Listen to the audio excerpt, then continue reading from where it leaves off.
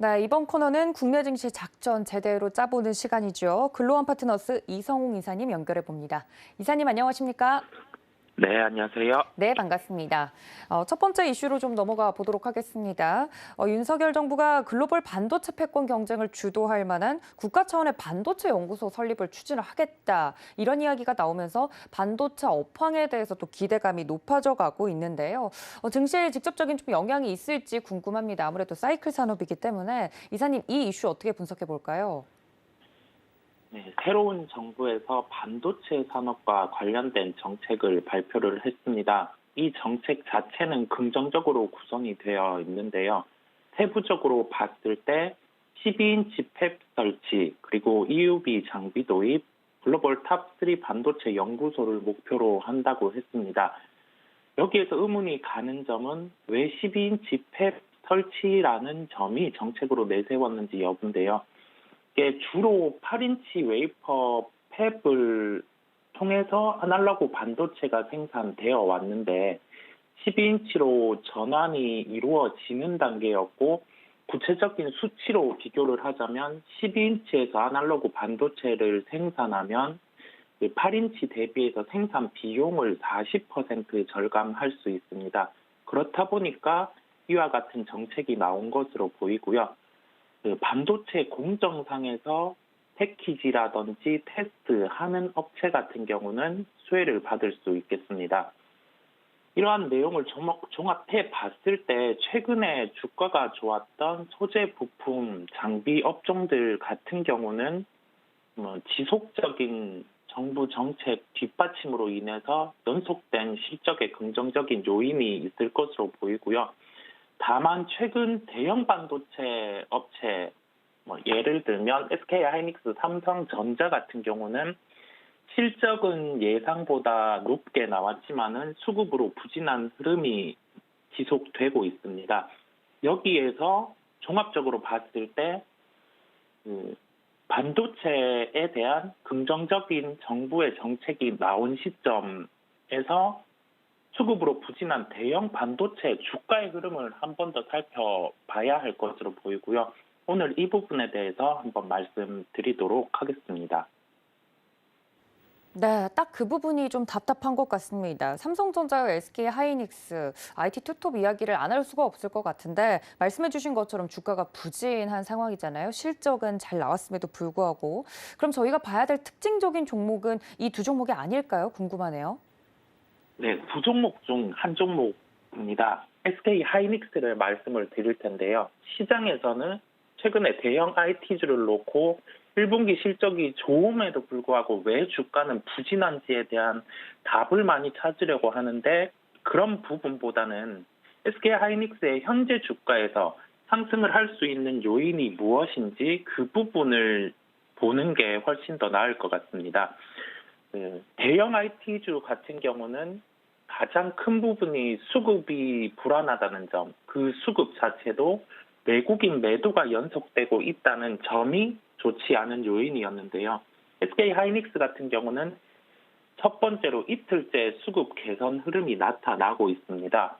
왜 이 수급 개선 흐름이 나타났냐고 하면은 현재 주가 수준이 PBR 한 배 수준에 접근을 해 있기 때문입니다. PBR은 전체적인 시가총액, 즉 주가 대비해서 기업이 가지고 있는 순자산을 나눈 수치인데요. 이게 1이라는 수치 자체는 순자산과 현재 시가총액이 동일하다는 의미입니다. 즉 기업이 당장 청산을 해도 이 부분에 대해서 주주들은 손해를 볼 게 없다라고 할 수가 있겠는데요. 통상적으로 SK 하이닉스 같은 경우는 PBR 한 배에서는 기관의 수급도 유입되어 왔고 역사적인 주가에서는 하단을 형성을 했습니다. 그렇다 보니까 현재 가격적인 메리트가 형성된 구간에서 수급 개선의 흐름이 나타나고 있고요. 여기에서 서두에 말씀드린 반도체에 대한 긍정적인 정부 정책에 대한 기대감도 반영될 가능성이 있는 구간이기 때문에 오늘의 특징주로 SK 하이닉스를 말씀드렸습니다. 네, 왜 많은 분들이 삼성전자와 SK 하이닉스 주가가 가지 않을까 답을 구하려고 하실 텐데 이 부분에 대해서 SK 하이닉스 특징주로 이야기를 좀 해주시면서 어느 정도 납득이 가도록 이야기를 해주신 것 같습니다. 궁금하셨던 분들 이 점까지 좀 체크해 주시면 좋을 것 같고요. 자, 두 번째 이슈로 좀 넘어가 보도록 하겠습니다. 외국인들의 순매수가 어느 쪽으로 매기가 좀 쏠리고 있는지 시장에서 탐색을 좀 하고 있는 것 같습니다. 외국인들이 우리 시장에서 연속적으로 머물지 않는다는 건 알겠는데 사는 종목이나 업종도 있잖아요. 어느 부분을 좀 러브콜을 보내고 있습니까? 최근 시장 흐름을 보면 완성차 부분에 대해서 실적에 대한 우려감이 주가에 반영이 된 단계로 해석이 되고 있고요. 해석이 되고 있는 단계라는 의미는 1분기의 실적이 예상보다는 좋을 수 있을 것으로 보이다 보니 주가가 먼저 반응을 하는 것으로 보입니다. 그렇다 보니 완성차 쪽으로 수급이 유입이 되는 모습 저희가 확인을 할 수 있었고요. SK 하이닉스 같은 경우도 수급의 유입이 이루어지고 있습니다. 즉 대형주군에서는 완성차 부분, 그다음에 대형 IT 중에서는 SK 하이닉스가 수급이 유입되는 걸 알 수가 있겠고요. 두 종목, 한 업종 그리고 한 종목의 공통적인 분모는 상대적으로 기대감이 낮은 업종이라는 점입니다. 실적에 대한 기대치가 낮은 상황에서 지금 반대급부로 수급이 유입되고 있음을 알 수가 있고요. 시장 예상 실적이 이 두 업종 같은 경우는 낮아진 단계다 보니까 이 부분에 대해서 저희가 현재 국면에서 실적에 대한 기대감이 그 주가에 덜 반영된 종목 같은 경우를 살펴본다고 하면은 수익과 연결을 시킬 수 있을 것 같습니다. 네, 그렇다면 그 특징적인 종목은 어떤 종목일까요? 네, 오늘 그 두 번째 특징주로는 대한항공을 말씀드리도록 하겠습니다. 네, 대한항공 같은 경우는 첫 번째로 최근 수급이 이틀 연속으로 외국인 기관 매수가 유입이 되고 있습니다. 그렇다 보니 수급적인 측면에서 긍정적인 부분으로 선회를 했고요. 두 번째로 리오프닝과 관련해서 최근에 이 화장품 업종이라든지 아니면은 여행 업종 같은 경우 주가가 상승하는 흐름으로 움직이는 모습이었는데 항공주 같은 경우는 절대적인 주가만 비교를 하자면 덜 올랐거든요. 이 덜 오른 국면 자체가 리오프닝 기대감이 주가에 반영된 단계다 보니 이러한 흐름이 나타나고 있습니다. 네, 현재 주가를 놓고 봤을 때 그렇다고 하면은 이게 리오프닝 기대감에 대해서 주가가 반영이 되었는지 여부 하나와 그다음에 긍정적인 실적이 나타날 수 있는 요인에 대해서 이게 실적이 반영이 되었는지 이 두 가지를 놓고 저울질을 하는 구간이라고 볼 수가 있겠는데요. 그러한 기대감 자체는 이 구간에서는 반영이 돼 있는 시각, 없는 시각으로 나눠져 있습니다. 그러한 기대감을 저희가 해석을 하고 접근을 하기보다는 다시 처음으로 돌아와 보는 게 중요하거든요. 이게 기대감이 반영되었나? 아니면은 더 상승할 수 있을까? 그런 측면보다 이게 갈팡질팡할 때는 아주 좀 심플한 측면에서 접근을 하는 게 나은데 처음에 말씀드린 그 외국인 기관 내수 유입이 이틀 연속 이루어지고 있는 구간이다 보니까 현재 측면에서는 그 수급이 우위가 있는 종목들의 반등이 나오고 있고 그러한 측면에서 오늘 대한항공을 두 번째 특징주로 말씀드렸습니다. 네, 대한항공 몇 번 소개를 좀 해드렸던 종목이니만큼 지금 좀 들어갈 수 있을까에 대해서 고민하고 계시는 분들에게 오히려 수급이 그 해결책이 될 수 있겠다 말씀을 좀 드렸습니다. 외국인들의 순매수가 이어지고 있는 부분이 투자 포인트가 될 수 있지 않을까라고 대한항공에 대해서 이야기를 해드렸는데요. 몇 번 좀 소개를 해드렸던 종목이니만큼 혹시나 투자에 고민을 하고 계신 분들이 있다면 수급적인 부분을 보면 괜찮겠다 말씀을 드렸습니다. 이 점까지 체크해 주시면 좋을 것 같습니다. 자, 그렇다면 이사님 오늘장은 저희가 어떤 전략을 좀 가져가는 게 좋을까요?